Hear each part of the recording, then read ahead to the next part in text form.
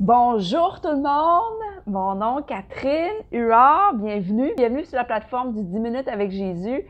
Je suis vraiment excitée de partager cette parole-là parce que j'ai eu un solide réalignement hier et une correction avec amour pour sûr, parce que le Saint-Esprit, quand il nous convainc de quelque chose pour renouveler notre intelligence, c'est toujours dans l'amour. C'est toujours jamais pour nous condamner, mais pour nous faire avancer plus loin. Et je veux juste partager ces deux versets-là qui sont venus avec la correction, qui sont venus pour me faire avancer, pour me renouveler. Et je veux juste partager. Je veux partager ça avec vous autres. Je trouve ça important en ce jour, aujourd'hui. Amen. Merci Seigneur. Donc, prions ensemble. Avec Jésus, ministère international, pour ceux qui ne savent pas, je suis avec ce ministère-là et j'œuvre au sein de ce ministère comme missionnaire, comme femme de Dieu et je proclame la bonne nouvelle partout où je passe. Amen, comme Jésus a fait. On a une grande destinée, chacun d'entre nous. Sache ça aujourd'hui. Si je peux t'encourager, on a tout un but unique, précis sur cette planète pour apporter la solution dans le monde dans lequel on vit en ce moment. Et on a toute cette destinée-là unique à l'intérieur de nous. Donc, à toi de le découvrir, à toi de porter attention sur la voix de Dieu. Amen. Dieu est toujours en train de parler, éternellement en train de parler à travers la nature, à travers moi dans la vidéo, à travers les publicités, la télévision, les gens autour de toi, même à travers les situations, même à travers tes ennemis. Dieu est toujours en train de parler. Il est éternel. Il aime avoir une relation intime avec toi. Porte attention. Et des fois, c'est une douce petite voix qu'on peut facilement, subtilement passer à côté. On a besoin de porter attention. Donc, prions ensemble et je vais vous partager deux versets. Ça va être dans le livre de Jacques et dans le livre de Romains. Je vais commencer dans Romains 14, verset 23. Merci, Père éternel, pour cette vidéo. Merci que sur le moment, comme ça, ce matin, tu m'as dit juste partage. That's it. J'ai été créée pour partager ta bonne nouvelle, Seigneur, et je vais être dans l'obéissance en ce jour pour te sauver et pour être une bénédiction pour ton peuple. Merci de renouveler les intelligences. Je déclare et décrète une transformation dans nos cœurs aujourd'hui, dans ce moment même où je parle. Amen. Au nom de Jésus-Christ, Amen. Donc, regarde bien ça. À quel point on a besoin d'être solide dans notre conviction de faire confiance à Dieu qui est sur son trône, qui est celui qui adoucit le cœur des gens, qui est celui qui même endurcit le cœur de certaines personnes, donc, et certaines situations.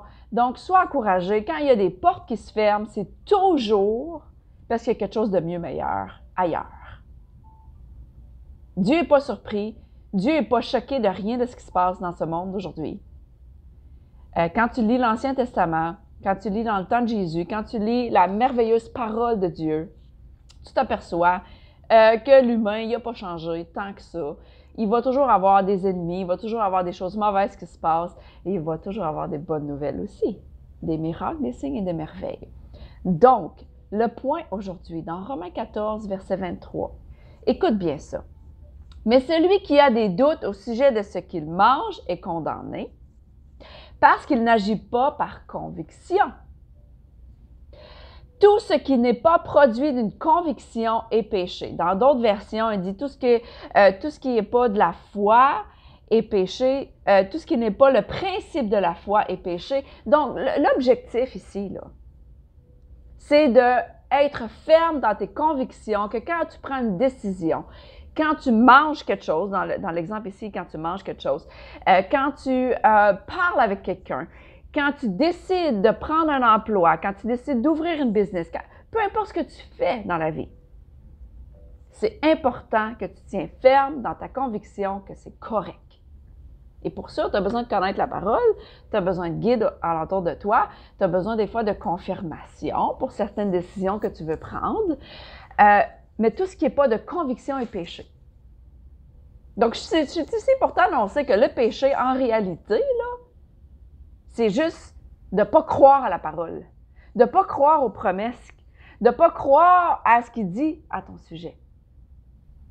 Tu comprends les 10 commandements de ne pas voler, pas mentir, pas tuer, pas commettre l'adultère sont seulement des symptômes à ne pas croire qui tu es vraiment. Parce que Jésus, à la croix, il a détruit le péché. Il n'a pas détruit les péchés avec un S.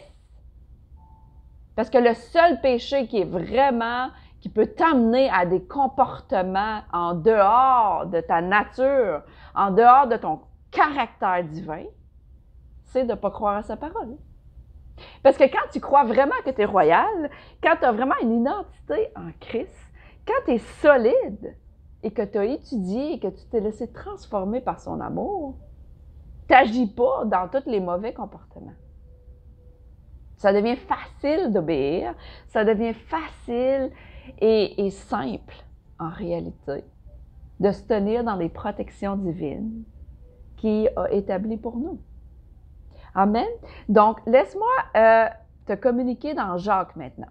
Dans Jacques 4, versets 14 et 15, c'est écrit. Dans Louis II, la version. Vous qui ne savez pas ce qui arrivera demain. Parfois, on ne sait pas ce qui va arriver demain. Le Seigneur, il aime ça nous révéler ses mystères, il aime ça nous révéler ce qui va arriver dans le futur, dans des prophéties, mais parfois, pour lui plaire, on a besoin de la foi. Pour lui plaire, on a besoin de croire en lui. Donc, il y a certaines situations dans ta vie que tu n'auras pas tout le big picture, que tu n'auras pas tout l'ensemble du projet devant toi pour faire ton premier pas dans l'action. Parce que c'est l'Évangile, suivre Jésus, c'est un programme d'action. On a besoin d'agir. On ne peut pas s'asseoir sur nos lauriers et dire « Ah, j'attends après Dieu ». Non, non, non, non, non, non. Dieu, il attend après toi en réalité. Donc, c'est écrit. Vous qui ne savez pas ce qui arrivera, dans Jacques 4, versets 14 et 15. Mais qu'est-ce qui est votre vie? Vous êtes une vapeur qui paraît pour un peu de temps et qui ensuite disparaît. La vie est très courte en réalité. Verset 15. Vous devrez dire au contraire, si Dieu le veut, nous vivrons, nous ferons ceci ou cela. Donc, la vérité, c'est qu'on a besoin de faire confiance, dire Seigneur, que ta volonté soit faite. Pour aujourd'hui, je vais faire ma part. Pour aujourd'hui, je vais faire tout ce que je peux en place, dans ton amour, dans ta paix, dans ta joie, pour faire ce que je peux pour aujourd'hui, pour régler les situations terrestres, parce qu'on vit dans ce monde, mais en réalité, on vit à la droite de Dieu. On est seulement un visiteur ici sur la planète. Donc, on fait ce qu'on peut pour faire face à certaines situations, persécutions, problèmes qui peuvent arriver, mais la solution est en toi. Donc, tu fais tout ce que tu peux pour mettre la solution en place et après ça, le Seigneur y agit. Et tu dis que ta volonté soit faite, Seigneur. Il est complètement stupide de croire qu'on peut planifier des fois super longtemps d'avance. Et c'est une correction que j'ai eue hier. Comment je peux penser au mois de janvier si je suis au mois de septembre en ce moment? Vraiment. Je vais mettre en place, qu'est-ce que je peux mettre en place en ce moment, cette semaine, ce week-end, pour le mois de septembre? Et je vais faire confiance au Seigneur pour le reste. Et je vais dire que ta volonté soit faite, Seigneur. Et des fois, il y a des choses qui se présentent devant nous qui n'est pas nécessairement confortable, qui n'est pas nécessairement ce qu'on voudrait, mais je fais confiance à Dieu, parce que ce n'est pas à propos de moi. C'est à propos des âmes, c'est à propos du peuple, c'est à propos du corps du Christ, c'est à propos de ce que le monde, aujourd'hui, a besoin que j'accomplis. Donc, comme je vais jour après jour, je focus sur la mission. Je focus sur ce quoi j'ai été créé, sur la destinée. Pourquoi Jésus est venu, en réalité? Il est venu pour replacer ce qui a été volé par l'ennemi, c'est-à-dire notre but et notre destinée, d'apporter une solution pour notre génération dans l'heure actuelle.